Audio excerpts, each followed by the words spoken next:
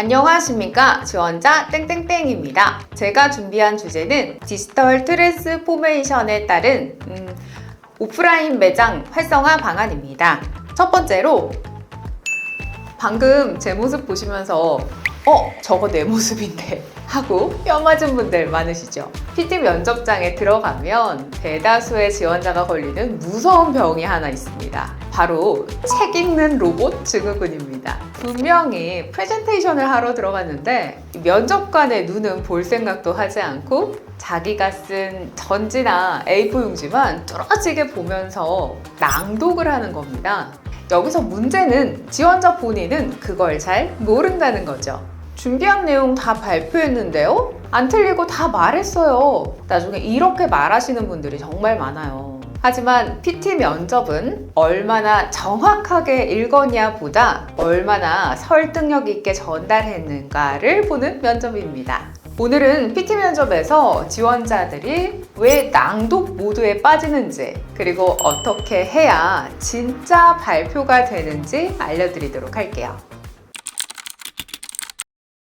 우리는 왜 면접장에서 자꾸 글을 읽게 될까요? 간단합니다. 불안해서입니다. 짧은 시간 동안 준비해서 면접관 앞에 서서 완벽하게 말하려고 하다 보니까 준비지에 토시 하나 안 틀리고 문장을 빽빽하게 다 적어 내려갑니다. 그리고 나서 발표할 때 어떻게 하죠? 내가 적은 문장을 그대로 읽어내려가기 바쁩니다. 내 시선은 종이에 가 있고 목소리는 로봇처럼 을조리는 투로 변합니다. 면접관은 여러분들의 암기력을 테스트하는 게 아닙니다. 이 지원자가 핵심을 이해하고 있는지, 상대에 따라 설명하듯 의사소통을 잘 진행하는지, 상황에 따라서 자연스럽게 대화가 가능한지, 그리고 긴장된 상황 속에서 자신의 조절 역량을 발휘해 커뮤니케이션을 하는지 등 이 사람이 실무에서 어떻게 소통하고 설득하고 논리적으로 사고할 수 있는지를 확인하는 겁니다. PT 면접 스크립트 작성할 때 무엇입니다, 무엇이라고 생각합니다 와 같은 완결형 문장을 적지 마세요. 문장으로 빽빽하게 적는 순간 뇌는 그걸 읽어야 할 텍스트로 인식하게 됩니다. PT 면접에서는 문장을 쓰는 게 아니라 말의 뼈대, 즉 키워드를 적어야 합니다. 그리고 적어놓은 키워드를 보면서 설명하듯 자연스럽게 말하는 것이 중요합니다.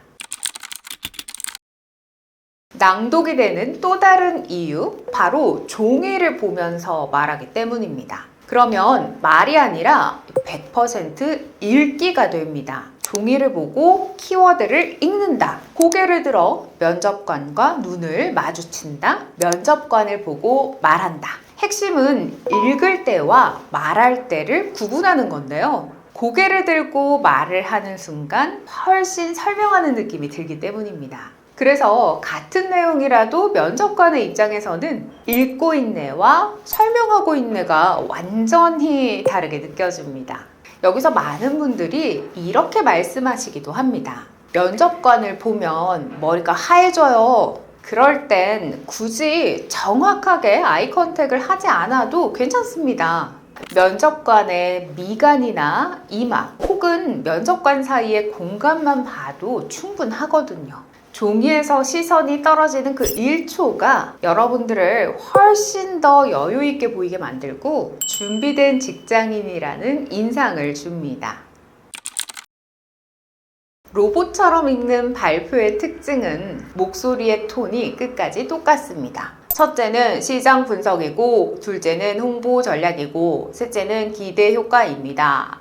이렇게 모든 내용을 같은 높이, 같은 속도, 같은 호흡으로 가는 거죠. 이렇게 되면 듣는 사람 입장에서는 중요한 내용이 안 들리기 때문에 발표에는 반드시 강조 구간이 있어야 됩니다. 핵심 단어에서 말의 속도를 늦추거나 목소리의 톤을 살짝 올리는 방법으로 강조를 해줘야 면접관의 귀에 꽂힙니다. 제가 제안하는 핵심 전략은 현지화입니다. 이렇게 중요한 단어 앞에서 잠깐 멈추는 것만으로도 면접관의 집중도가 확 올라갑니다. 특히 PT 면접은 짧은 시간 안에 정보 전달을 많이 해야 해서 강약이 없이 읽듯이 말하면 면접관의 집중력은 금방 떨어집니다. 반대로 이 강조가 살아있으면 같은 내용도 훨씬 설득력 있게 들리고 이 지원자 자신감도 있고 발표도 잘하네 라는 느낌이 생기죠. 결국 중요한 건 원고를 안 틀리고 읽는 게 아니라 어디가 핵심인지 들리게 만드는 겁니다.